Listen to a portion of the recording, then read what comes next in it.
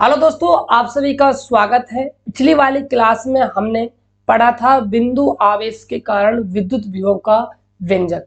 आज हम पढ़ने वाले हैं विद्युत द्विध्रुव के कारण सामान्य बिंदु r दूरी पर और थीटा कोण पर रखे विद्युत द्विध्रुव के कारण विद्युत विभव का व्यंजक। ये आपके डेरिवेशन का पार्ट है, काफी बार बच्चों एग्जाम में पूछा गया है, तो इसको आप अच्छे से ध्यान से समझ लीजिएगा। हो सकता है 2025 में भी ये पूछ लिया जाए, तो देखिएगा ध्यान से।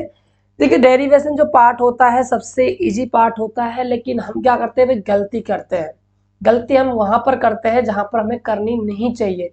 आप हमेशा जब भी डेरिवेशन वाला पार्ट करते हो तो हमेशा याद रखिए, आप डेरिवेशन को उठाकर डायग्राम बना दीजिए। यदि आपने डायग्राम बना दिया तो ये समझिए आपका आधा सा काम तो भाई हो चला। देखिए, विद्युत द्विध्रुव है, तो मैंने क्या किया, एक ए बी विद्युत द्विध्रुव लिया। सबको पता होगा भाई विद्युत द्विध्रुव क्या होता है। इसमें दो आवेश होते हैं, परिमाण में दोनों समान होते हैं, प्रकृति में क्या है भाई, विपरीत होते हैं। और दोनों आवेशों के मध्य की दूरी क्या होती है, अल्प मानते हैं 2a। अब आप यहाँ मध्य बिंदु O मान लेते हो, तो ये दूरी आपकी a हो गई, ये दूरी आपकी क्या हो गई, a हो जाएगी। सामान्य बिंदु है P, तो यहाँ पर हमने एक सामान्य बिंदु मान लिया P। सामान्य बिंदु का मतलब है कि ये बिंदु P ना तो अक्ष पर है ना ही क्या है भाई, निरक्ष पर है। याद कीजिए चैप्टर नंबर 1, वहां मैंने आप सभी को बिंदु आवेश के कारण विद्युत क्षेत्र की तीव्रता का मान ज्ञात करवाया था, लेकिन वहां हमने अक्ष और निरक्ष के लिए अलग अलग किया था। वहां रीजन क्या था कि जो विद्युत क्षेत्र होता है और जो विद्युत क्षेत्र तीव्रता होती है वो एक सदिश राशि होती है, उनकी दिशा होती है। इसीलिए मैंने बिंदु को अक्ष पर और कहाँ पर लिया था, निरक्ष पर लिया था। लेकिन जो हमारा विद्युत विभव होता है ये एक अदिश राशि होती है, इसकी कोई दिशा नहीं होती। इसीलिए हम अक्ष और निरक्ष पर विभव निकालने के लिए हम एक सामान्य बिंदु मानते हैं P, जो r दूरी पर होता है और थीटा कोण पर होता है।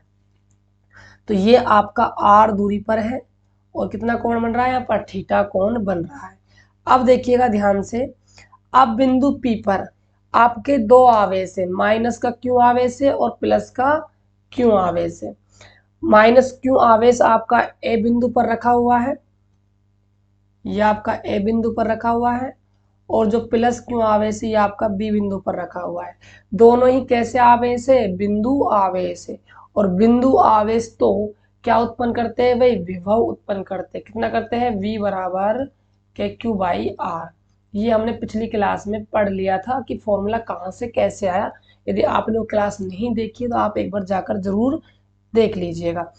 अब देखिएगा ध्यान से, अब जो माइनस Q आवेश है वो भी क्या करेगा, बिंदु P पर विभव उत्पन्न करेगा, और जो प्लस Q आवेश है वो भी बिंदु P पर क्या है भाई, विभव उत्पन्न करेगा। तो हम क्या मान लेते हैं कि यहां से यहां तक की दूरी हम मानेंगे। चलो इसको थोड़ा सा हम छोटा लिख देते हैं, इधर लिख देते हैं, मान चलिए R है। दिख रहा होगा आप सभी को, डायग्राम थोड़ा सा अच्छा बनेगा, है ना।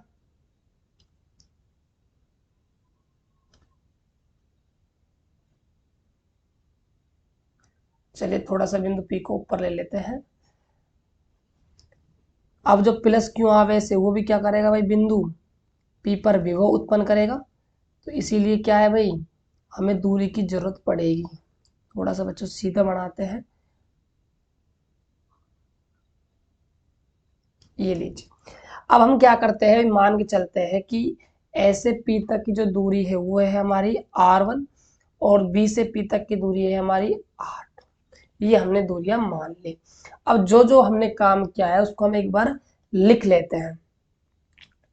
ध्यान दीजिएगा, इसको लिखना है, और ये प्रॉपर आपके वही नोट्स बन रहे हैं। और जो नोट्स है बच्चों वो ऐप पर अपलोड कर दिए जाते हैं, फ्री ऑफ कॉस्ट, कोई आपको चार्ज नहीं देना है। ऐप का लिंक और व्हाट्सएप ग्रुप का लिंक डिस्क्रिप्शन बॉक्स में है, आप जाकर ज्वाइन कर लीजिएगा। देखिए हमने क्या किया है, हमने माना है यहाँ पर एक विद्युत द्विध्रुव क्या है, ए बी स्थित है। इसके मध्य बिंदु ओ से, इसके मध्य बिंदु ओ से आर दूरी और थीटा कोण पर क्या है, एक बिंदु पी स्थित है जहां पर हमें विद्युत विभव का मान ज्ञात करना है। इस बात को हम भाई लिखते हैं। माना एक विद्युत द्विध्रुव AB चित्रानुसार व्यवस्थित है जिसके मध्य बिंदु O से R दूरी पर एक बिंदु P स्थित है। R दूरी, और यहां पर आप एक लाइन और लिख सकते हो, थीटा कोण पर एक बिंदु P स्थित है जहां पर हमें विद्युत विभव का मान ज्ञात करना है। राइट, ये हो गई थ्योरी हमारे डायग्राम की। अब देखिएगा ध्यान से, अब हम माइनस क्यू आवेश के कारण बिंदु P पर विभव निकालेंगे, और फिर हम प्लस क्यू आवेश के कारण बिंदु P पर क्या है, विभव निकालेंगे, और कुल विभव निकालने के लिए दोनों विभव को क्या कर देंगे भाई, ऐड कर देंगे। देखिएगा आगे, माइनस क्यू आवेश के कारण बिंदु P पर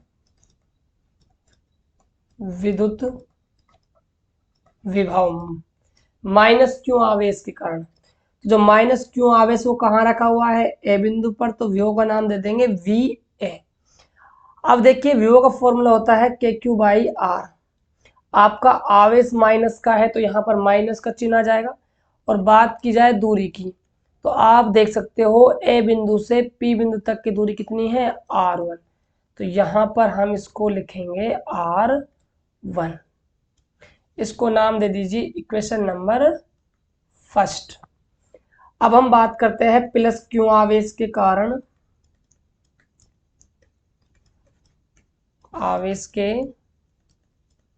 कारण, बिंदु P पर विद्युत विभव, तो प्लस आवेश रखा हुआ है बिंदु B पर, तो विभव हो जाएगा VB बराबर KQ/R। देख सकते हो यहां से यहां तक की दूरी क्या है भाई, R2, तो यहां पर हम लिखेंगे R2। ये हमारी हो जाएगी इक्वेशन नंबर 2। अब हम क्या निकालेंगे, बिंदु P पर कुल विभव, तो यहां पर हम लिखेंगे अतः बिंदु P पर कुल विभव हम देखने वाले हैं, तो कुल विभव निकालना है तो दोनों विभव को ऐड कर देंगे। कुल विभव हम मान लेते हैं V है, माइनस के कारण था VA और प्लस के कारण था VB, दोनों को हमने ऐड कर दिया। अब देखिएगा ध्यान से, V बराबर, प्लस वाला मैं पहले लिख देता हूं KQ/R2 माइनस का KQ/R1 हो जाएगा। आगे देखिएगा V बराबर, देखिए ऊपर से ना K और Q कॉमन आ जाएगा, नीचे 1 में R2 माइनस का 1 में R1 आपका बच जाएगा। इसको नाम दे दीजिए इक्वेशन नंबर 3। यहां तक हम पहुंच गए। अब देखिए ध्यान से, यहां पर दो चीज गायब है आपके, वो गुरुदेव कौन कौन सी, देखिए आपके पास यहाँ R1 और क्या नहीं है भाई, R2 आपके पास यहाँ नहीं है। R1 और R2 क्या है भाई, अज्ञात, ये आपके अज्ञात है। यदि आप इनको ज्ञात कर लेते हो तो जो हमारी डेरिवेशन है वो कंप्लीट हो जाएगी। अब देखिएगा ध्यान से, R1 कैसे निकालेंगे और R2 हम कैसे निकालेंगे, ये चीज यहाँ इंपॉर्टेंट है। देखिएगा ध्यान से, सबसे पहले हम निकालते हैं R2। अब देखिएगा R2 कहाँ है, R2 आपका यहाँ है। देखिए R2 निकालने के लिए ना क्या करना पड़ेगा, सुनिएगा ध्यान से, ये चीज आपको बच्चों याद रखनी है, ठीक है। देखिए R2 ज्ञात करने के लिए हम क्या करेंगे, जो हमारी भुजा है कौन सी, OP, उस पर क्या है, हम B से क्या है भाई लंब डालेंगे। B से क्या करेंगे, लंब डालेंगे।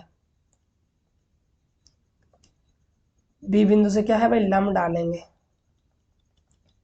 यहां पर हम लंब डाल देंगे BN।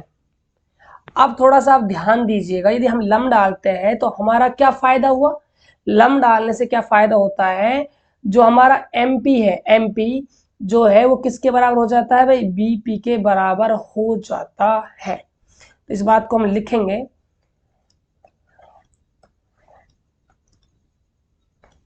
देखिएगा ध्यान से, R2 का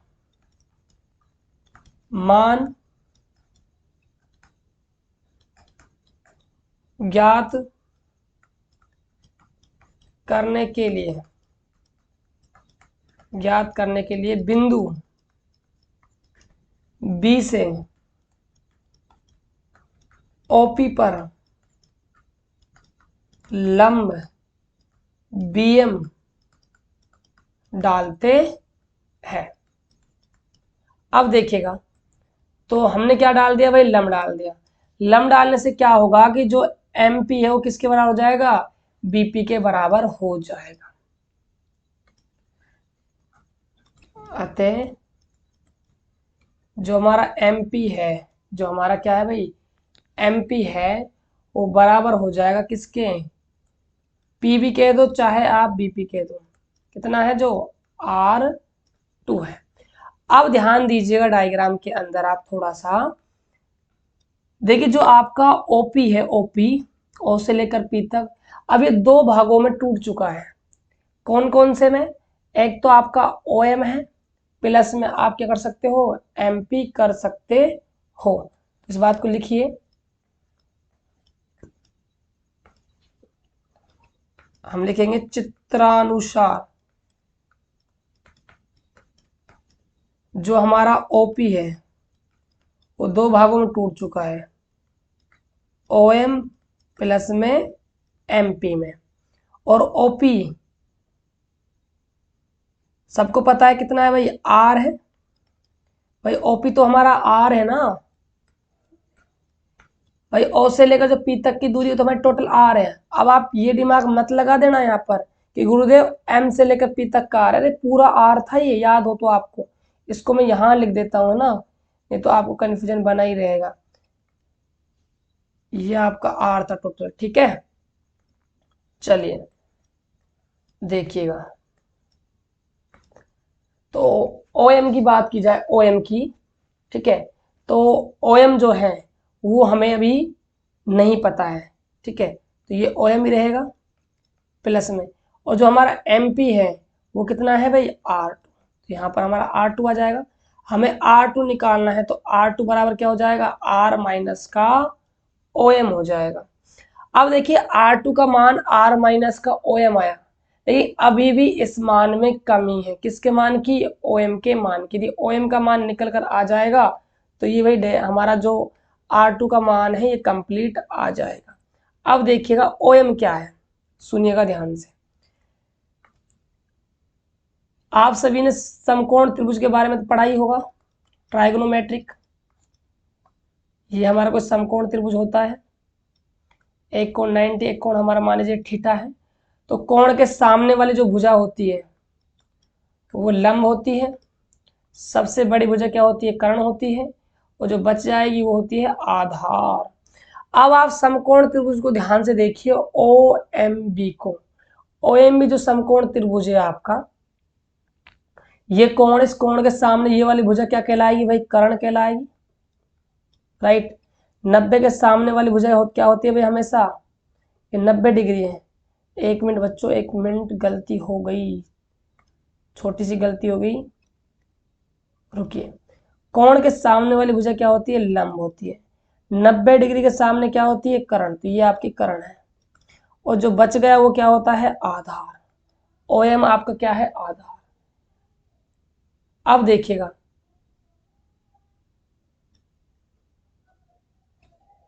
कर्ण आपको पता है कितना है, A। आधार आपको निकालना है OM। तो कर्ण पता है, आधार निकालना है, तो कर्ण और आधार याद होगा, लाल बटा कक्का पढ़ा है आप सभी ने, लाल बटा कक्का। जब पहला वाला होता है लंब बटा कर्ण, ये प्रेजेंट करता है साइन थीटा को, आधार बटे कर्ण ये करता है कोस थीटा को, और लंब बटा आधार ये करता है टेन थीटा को। अब आधार निकालना है, कर्ण पता है, तो हम क्या लगा देंगे यहाँ पर, कोस थीटा। तो समकोण त्रिभुज यूज होगा OMB। तो लिखेंगे समकोण त्रिभुज OMB से कोस थीटा क्या होता है भाई, आधार बटा में कर्ण। तो कोस थीटा, आधार आपका क्या है, OM है, और कर्ण क्या है आपका A है। तो यहां से आपका OM निकल जाएगा A कोस थीटा। तो OM का मान आप यहां पर रख दीजिएगा, तो R2 बराबर निकल कर आएगा R माइनस का A कोस थीटा। इसको आप दे दीजिए इक्वेशन नंबर 4। चलिए भाई, R2 का मान तो निकल कर आ गया। अब हमें R1 का मान और निकालना है। तो डायग्राम को देखेंगे, R1 देखिए कहां पर, R1 आपका यहां पर है। देखिए R1 का मान ज्ञात करने के लिए क्या करते हैं, जो हमारा OP है, जो हमारा OP है उसको हम आगे बढ़ाते हैं। OP को क्या करते हैं, हम आगे बढ़ाते हैं। चलिए इसको थोड़ा सा अच्छा सा दिखा देते हैं। ये हमारा O था, OP को थोड़ा सा आगे बढ़ाना है, राइट। इसको थोड़ा सा आगे बढ़ाते हैं, और आगे बढ़ाने के बाद क्या करते हैं, A बिंदु से इस पर लंब डालते हैं। A बिंदु से ये लंब डाल देते हैं। लंब डालने का बेनिफिट क्या होता है, मान के चलिए लंब डाला आपने AN। लंब डालने का बेनिफिट होता है कि जो हमारा AP है वो किसके बराबर हो जाता है, PN के बराबर हो जाता है। AP किसके बराबर हो जाता है भाई, PN के बराबर हो जाता है। तो इस बात को लिखेंगे कि R1 का जो मान ज्ञात करने के लिए हमने क्या किया उसको लिखेंगे एक बार, है ना।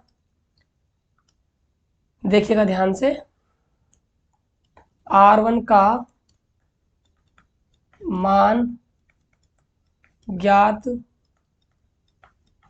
करने के लिए OP भुजा को आगे की ओर बढ़ाते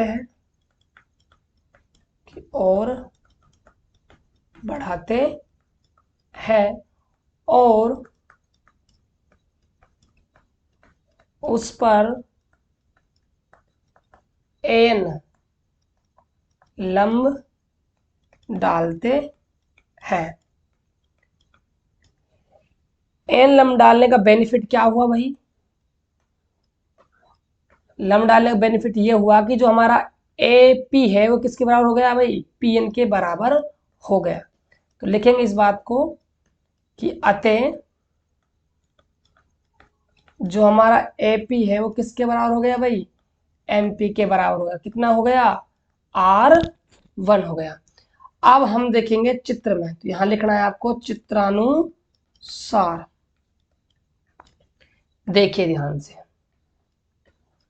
अब जो आपका NP है, NP जो है टोटल, ये दो भागों में टूट गया।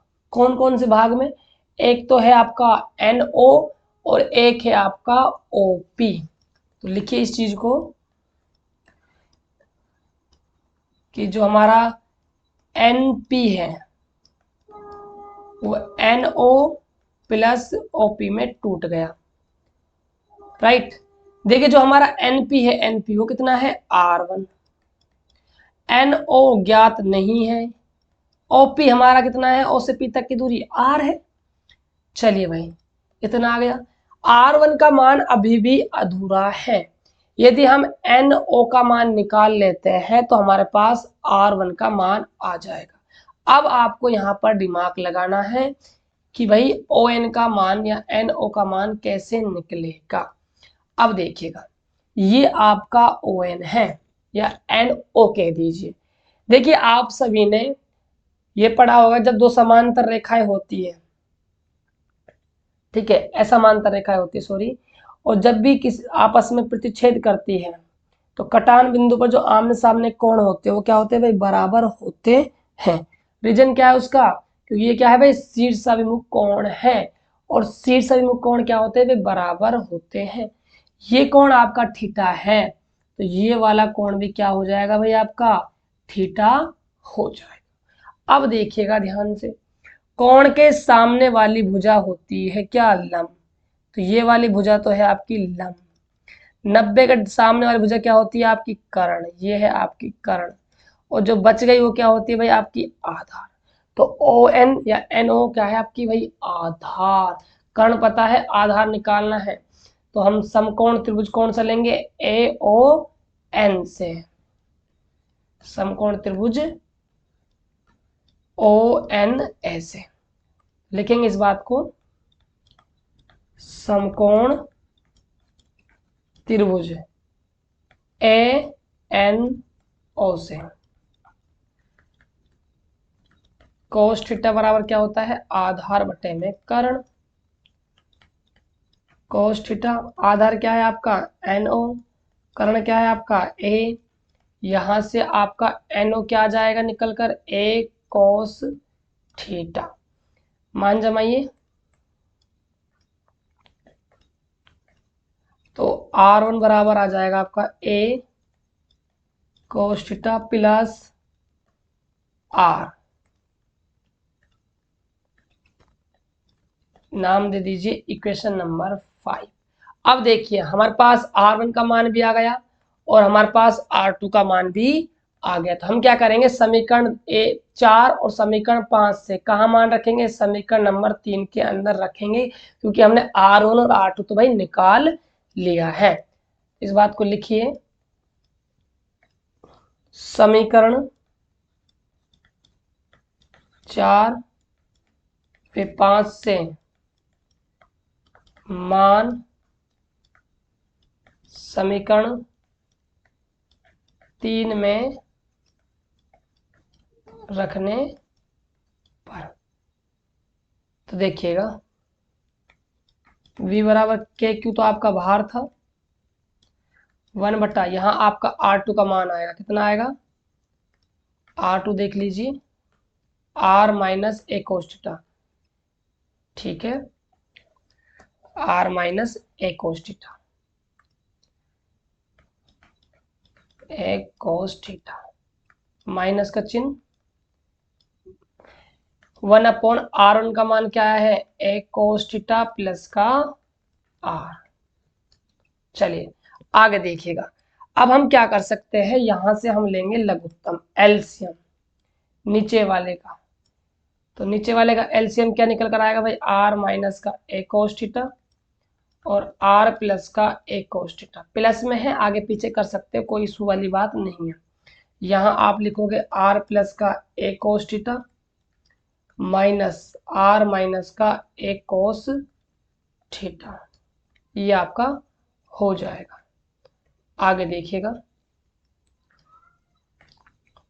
अब हम क्या करेंगे, देखो KQ, यहाँ आपका R plus A cos theta है, माइनस को अंदर मल्टीप्लाई करोगे माइनस का, minus minus plus A cos theta, upon में क्या है भाई, R minus A cos theta और R plus A cos theta.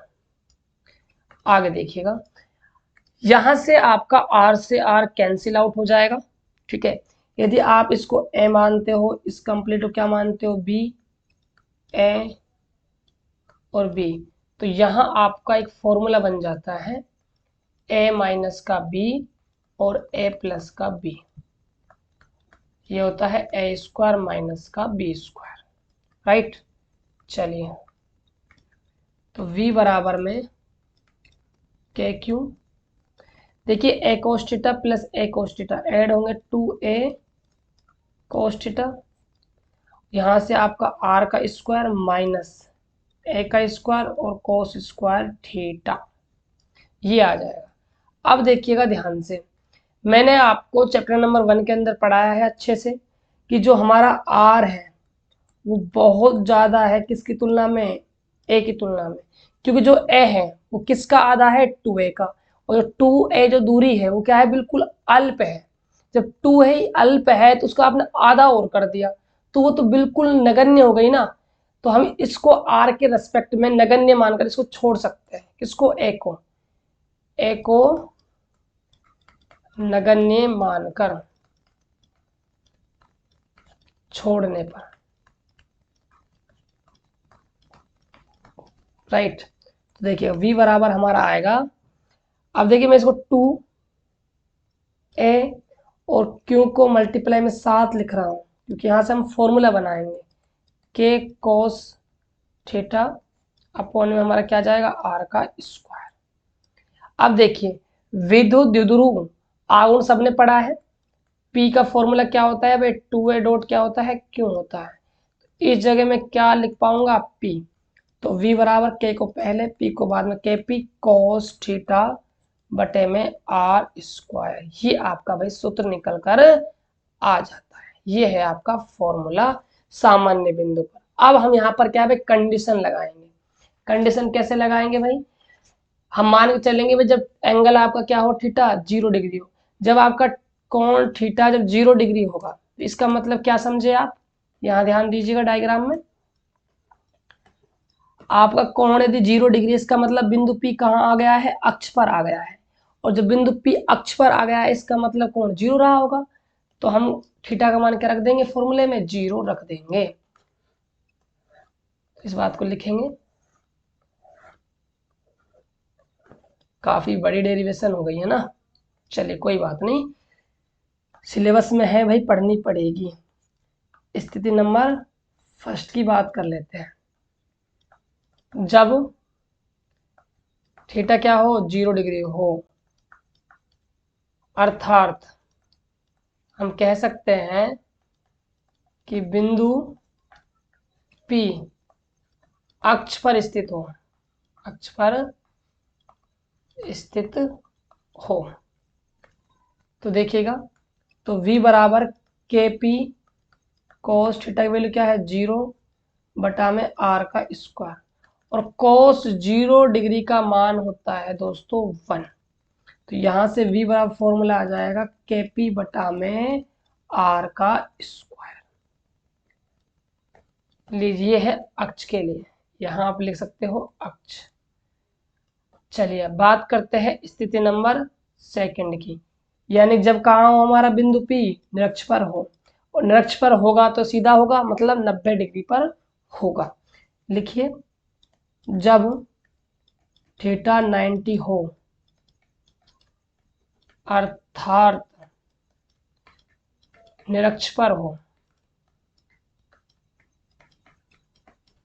तो v बराबर में के पी कॉस 90 अपॉन में r, कोस 90 का मान होता है भाई 0, तो 0 से मल्टीप्लाई होगा तो आपका व्यू निकल कर आ जाएगा 0।